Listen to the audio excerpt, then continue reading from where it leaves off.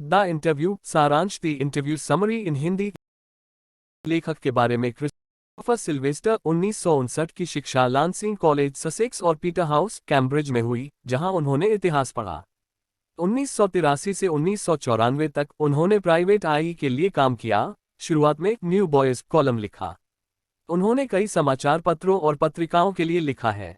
Way the penguin book of interviews, an anthology of the 1859 से present day और the पिमिलिको companion to parliament के लेखक भी हैं। वह वर्तमान में टाइम्स लंदन के लिए और किताबों की समीक्षा के लिए निबंध लिखता है।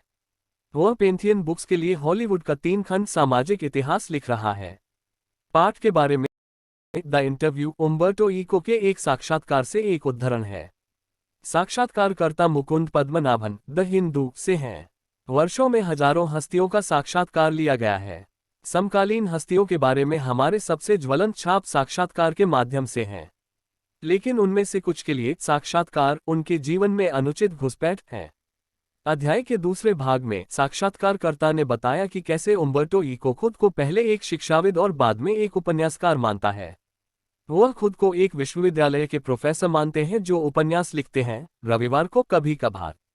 द इंटरव्यू में इको के उपन्यास द नेम ऑफ द रोज की भारी सफलता के संभावित कारणों पर भी प्रकाश डाला गया है।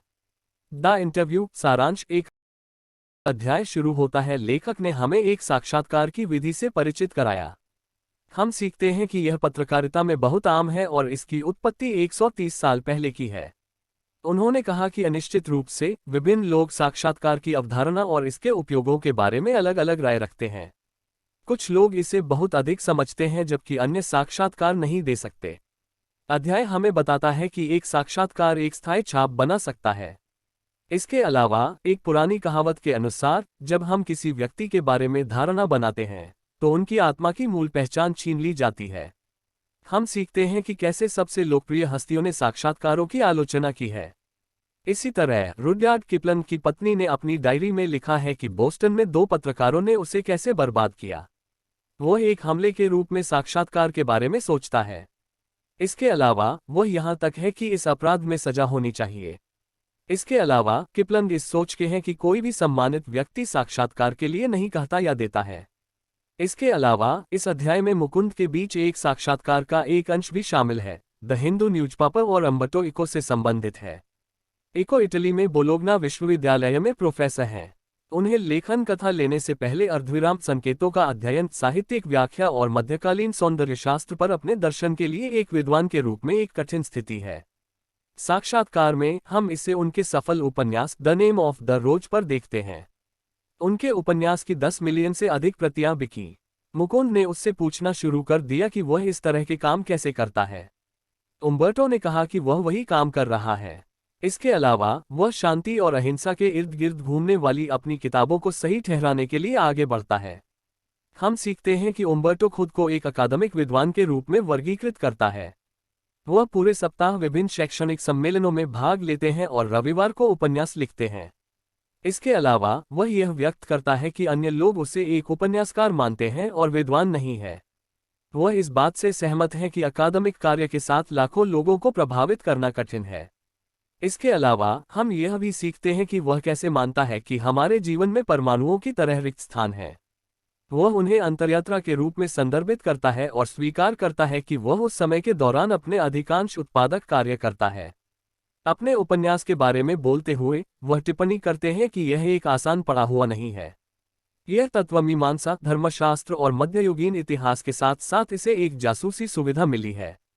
इसी तरह वह सोचता है कि अगर वह उपन्यास 10 साल पहले या बाद में लिखता तो उसे उतनी सफलता नहीं मिलती। इस प्रकार उपन्यास की सफलता का कारण एक रहस्य बना हुआ है। द इंटरव्यू सारांश हिंदी में दो क्रिस्टोफर सिल्वेस्टर द्वारा लिखित वर्णन। द इंटरव्यू एक बहुत ही दिलचस्प सबक है जो लगभग 130 साल पहले साक्षात्कार के आविष्कार के बारे में बोल रहा था। हम अपने पूरे जीवन की यात्रा में साक्षात्कार का सामना करते हैं और कई हजार हस्तियां इस प्रक्रिया का हिस्सा और पार्सल हैं। साक्षात्कार की राय, इसके कार्य, विधियां और खूबियां काफी भिन्न होती हैं। कुछ लोग मानते हैं कि वे सत्य को याद करने में सक्षम हैं, जबकि ऐसे लोग हैं जो साक्षात्कार शब्द से एक महान घृणा करते हैं। वे इसे हस्तियों के जीवन में एक प्रकार की प्रत्यक्ष मुठभेड़ मानते हैं। इस संदर्भ में दुनिया के कुछ प्रसिद्ध लेखकों की राय अलग थी। वी.एस. के अनुसार नायपॉल एक महानगरीय लेखक, कुछ लोग साक्षात्कार से घायल हो जाते हैं और खुद का एक हिस्सा खो देते हैं। नीचे दिए गए उम्बर्टो इको के एक साक्षात्कार से एक उद्धरण है। उन्होंने द हिंदू से मुकुंद पद्मनाभन का साक्षात्कार लिया। मुकुंद, एक बार एक अंग्रेजी उपन्यासकार डेविड लॉज ने टिप्पणी की कि वह यह समझने में असमर्थ थे कि इको इतने काम कैसे कर सकता है। उम्बर्टो इको, लोग महसूस कर सकते हैं, पीपल, मैं कई चीजें कर रहा हूं लेकिन अंत में मैंने पाया है कि मैं हमेशा एक ही काम कर रहा हूं। मुकुंद, वह कौन सी चीज है? उम्बर्टो इको, इसे समझाना बहुत मुश्किल है।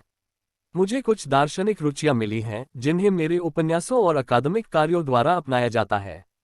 बच्चों के लिए मेरी किताबें हैं, वे शांति और अहिंसा के बारे में हैं और यह सब दार्शनिक हित है। तब भी एक रहस्य है, हम सभी के जीवन में बहुत सारी खाली जगह होती है और मैं उन्हें अंतर्यामी कहता हूँ। मान लीजिए आप एक लिफ्ट में मेरी जगह पर आ रहे हैं और मैं आपका इंतजार कर रहा हूँ। यह एक अंतरालीय है, एक खाली जगह। मैं खाली जगहों पर काम करता हूँ। आपका लिफ्ट पहली से तीसरी मंजिल तक आएगा और मैं इसका इंतजार कर रहा हूँ। मैंने पहले ही एक लेख लिखा है।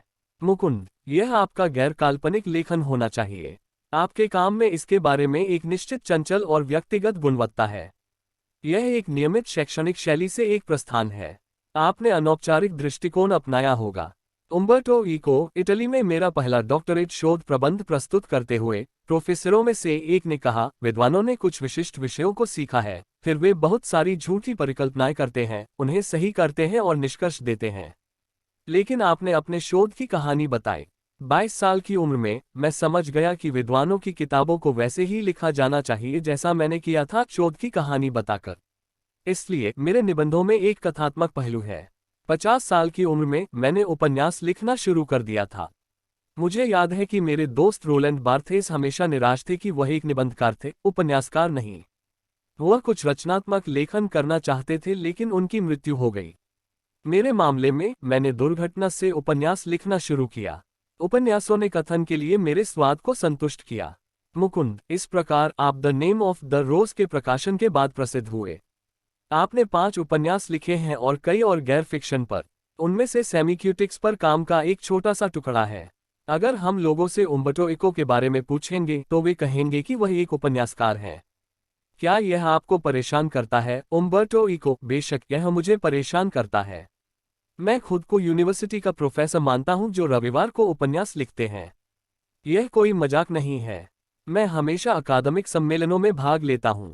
मैं पेन क्लब और लेखकों की बैठकों में शामिल नहीं होता हूं। मैं खुद को शैक्षणिक समुदाय से पहचानता हूं। उपन्यास लिखकर मैं बड़ी संख्या में लोगों तक पहुंचने की स्थिति में हूं। मैं 1 मिलियन पाठकों को अर्धविषयक सामग्री के साथ होने की उम्मीद नहीं कर सकता। मुकुंद, मैं आपसे एक और सवाल पूछता हूं। आपका उपन्यास द नेम ऑफ द रोज बहुत ही गंभीर उपन्यास है। एक स्तर पर यह एक जासूसी कथा है और फिर यह तत्वमीमांसा, धर्मशास्त्र और मध्ययुगीन इतिहास में गहराई तक जाती है। बड़ी संख्या में दर्शकों द्वारा इसका आनंद लिया जा रहा है। क्या आप इस सब से हैरान थे? उम्बर्टो इको, नहीं, पत्रकार हैरान हैं। हम यह भी देख सकते हैं कि कभी कभी प्रकाशक भी हैरान हो जाते हैं क्योंकि दोनों का मानना कि लोगों को कचरा पसंद है और पढ़ने में मुश्किल अनुभव पसंद नहीं है। मान लीजिए कि इस ग्रह में 6 अरब लोग हैं और उपन्यास 10 और 15 मिलियन में बेचा जाता है। इस प्रकार मुझे केवल पाठकों का एक छोटा प्रतिशत मिल रहा है। इस प्रकार ये पाठक हमेशा आसान अनुभव नहीं चाहते हैं।